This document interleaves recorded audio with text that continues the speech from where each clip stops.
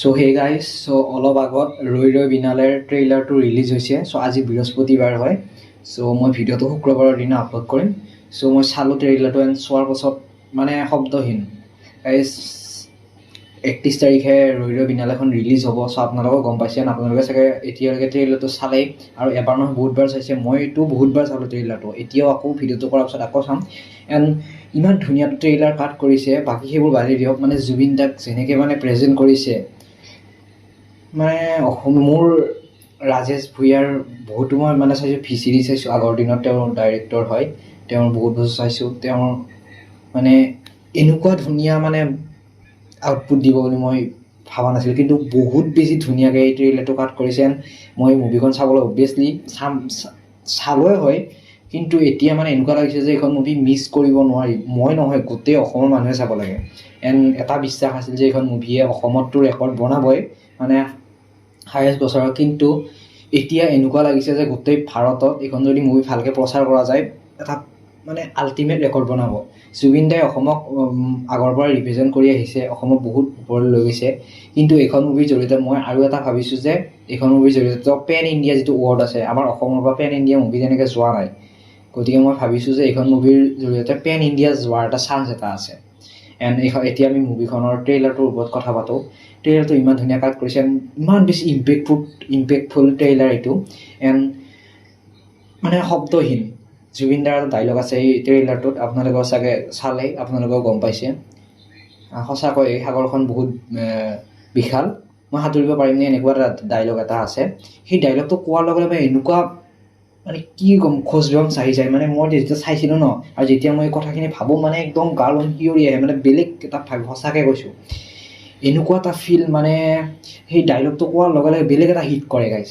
And তাৰপিছত লাষ্টত আচুৰ্য বৰপাত্ৰও কয় যে হাৰ্ট থ্ৰব, তই ৰৈ যাবি নেকি। মানে it's and every dialogue was very impactful and very মানে খোজবাম্পছ দি দিয়ে গাইজ। এণ্ড আপোনালোকে শুনোতে চাগে আপোনাৰো এনেকুৱা ছেম ফিলিং হৈছে। এণ্ড কি ক'ম, মই চাই আছোঁ, মানে লুপত চাই আছোঁ ট্ৰেইলাৰটো। এতিয়া বহুত কথা মানে মুখত অহা নাই, কিন্তু ট্ৰেইলাৰটো মানে ইমান ধুনীয়া, মানে অনেষ্টলি কৈছোঁ দেই, জুবিন দাৰ কাৰণে কোৱা নাই মই। এই ট্ৰেইলাৰটো বহুত বেছি ধুনীয়া। আই থিংক মই ভাবিছোঁ এইখন এটা বহুত মানে বেষ্ট আছামিজ মুভি হ'ব গৈ আছে। ৰিচেণ্টলি ভাইমন দা আহিল, ভাইমন দাখন বহুত ধুনীয়া এটা ৰেকৰ্ড কৰিছে, মুভিখন বহুত ধুনীয়া আছিল। কিন্তু মই ভাবিছোঁ যে এইখন মুভি যিটো মানে ষ্টৰি লাইন বা যিটো মানে প্ৰেজেণ্ট কৰিছে ন, মানে আৰু বেকগ্ৰাউণ্ড মিউজিকটো মানে ৰৈ ৰৈ বিনালে যিটো অল্ড ভাৰ্জন আছিল, সেইটোতকৈ যিটো নিউ ভাৰ্জনটো আহিব না, ইমান বেছি হিট কৰে। মানে ট্ৰেইলাৰটোতে যি হিট কৰিছে ন, মই এতিয়া চংটোলৈ মানে ৱেইট কৰিব পৰা নাই। জল্দি ৰৈ ৰৈ বিনালে চংটো ৰিলিজ হওক, মই প্লে লিষ্টত মানে মই লুপত শুনিম গাইজ। এণ্ড শব্দহীন এই ট্ৰেইলাৰটোৱে মানে বেলেগ এটা এক্সপিৰিয়েঞ্চ দি দিছে। অবভিয়াছলি মই ফাৰ্ষ্ট ডে ফাৰ্ষ্ট শ্ব' চাম বুলিয়ে ভাবি আছিলোঁ, কিন্তু এতিয়া এনেকুৱা হৈছে যে মানে চাবই লাগিব। হে ভগৱান, যাতে এই মানে ফাৰ্ষ্ট ডে ফাৰ্ষ্ট শ্ব' চোৱা যিটো মানে হেৰি আছে, সপোনটো মানে পূৰা হয়। এনেওতো মই যিখন মুভি মোৰ ভাল লাগে বা মই চাম বুলি ভাবোঁ চাওঁ, কিন্তু মোৰ এনে পৰীক্ষা আৰম্ভ হ'ব, কিন্তু 31 তাৰিখৰ দিনা পৰীক্ষা নাই। মানে মিলিছে, কিন্তু কি প্ৰব্লেম হৈ যায় ক'ব নোৱাৰিছোঁ। কিন্তু মই ফাৰ্ষ্ট ডে ফাৰ্ষ্ট শ্ব' চাম বুলি ভাবি আছোঁ। এণ্ড হোপ কি ফাৰ্ষ্ট ডে ফাৰ্ষ্ট শ্ব' চাব পাৰোঁ। এণ্ড বহুত বেছি এক্সাইটেড হৈ আছোঁ, বহুত বেছি এৱাইটেড ট্ৰেইলাৰ আছিলে এইটো। এণ্ড এৱাইটেড মুভিখন আমি সকলোৱে এনজয় কৰিব লাগে, সকলোৱে চাওক, তাৰে কামনা কৰিছোঁ। তাৰ লগতে লাষ্টবাৰৰ বাবে জুবিন দাক আমি এনেকৈ এবাৰ ডাঙৰ স্ক্ৰীণত চাবলৈ হেৰি কৰিছোঁ। আৰু এটা কথা যে মই জুবিন দাৰ মুভি এতিয়ালৈকে হলত চোৱা নাছিলোঁ, কাৰণ তেনেকুৱা মুভি অহা নাছিল যাতে মোৰ ইণ্টাৰেষ্টিং টাইপৰ অহা নাছিল। মই চোৱা নাছিলোঁ আৰু তেনেকুৱা হয়। কিন্তু মোৰ ৰৈ ৰৈ বিনালেখন অবভিয়াছলি চাব মন আছিল, কাৰণ লাষ্ট টাইম। আৰু তাৰ লগতে ৰৈ ৰৈ বিনালেখন যিটো ট্ৰেইলাৰটো চোৱাৰ পিছতে মানে চাওক না, ট্ৰেইলাৰটো চোৱাৰ পিছতে গম পাই যাব, আপোনাক টানি লৈ যাব। মানে ট্ৰেইলাৰটোতে গম পাই যায় কিবা মুভিখন মানে very unique and very impactful and master class হ'ব গৈ আছে। ট্ৰেইলাৰটো গম পাই ন, তেনেকুৱা ধৰণৰ কথা। এণ্ড আই হোপ কি মুভিখন ভালদৰে প্ৰচাৰ কৰক। এণ্ড মই এনেকুৱা ভাবিছোঁ যে অসমতে নহয়, গোটেই ভাৰততে নহয়, গোটেই পৃথিৱীৰ মানুহে চাব লাগে।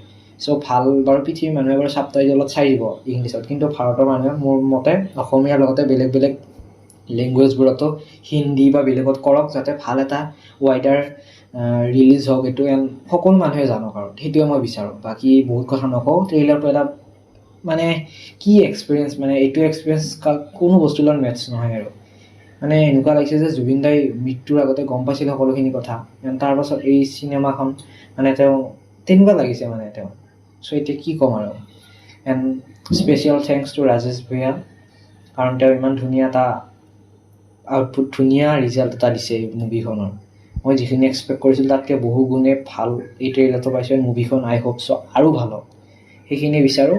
বাকী সকলোৱে মনত ৰাখক এই মুভিখনৰ কাৰণে, মুভিখনৰ বিষয়ে। গতিকে এই মুভিখনৰ ৱাইডাৰ ৰিলিজ বা গোটেই ভাৰতবৰ্ষৰ মানুহ চাওক, পৃথিৱীৰ মানুহ চাওক, তাকে কামনা কৰিছোঁ। বাকী ফাৰ্ষ্ট ডে ফাৰ্ষ্ট শ্ব' চাব পাৰিম বুলি আশা কৰিছোঁ। সেই ভগৱান মিলাই দিব আৰু আপুনি। তাৰপাছত এইখিনিয়ে। এতিয়া আপুনিও ট্ৰেইলাৰটো চাওক আৰু ময়ো ট্ৰেইলাৰটো চাই থাকোঁ আৰু বহুত কথা নকওঁ। Bye bye. Justice for Zubeen da and তেওঁ যাতে অতি সোনকালে ন্যায় পায়। অভিয়াছলি অলপতো টাইম আমি ধৈৰ্য ধৰিবই লাগিব, কিন্তু অতি সোনকালে যাতে ন্যায় পায় তাৰে কামনা কৰিছোঁ।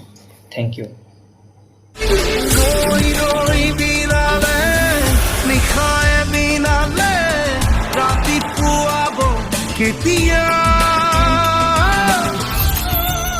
এই সাগৰখন সঁচাকৈ বহুত ডাঙৰ, সাঁতুৰিব পাৰিমনে? ঠিকে আছো নে? একো নহয়, একো নহয়। চালা হাৰ্ট থ্ৰব, তই কেতিয়া ৰৈ যাবি নেকি?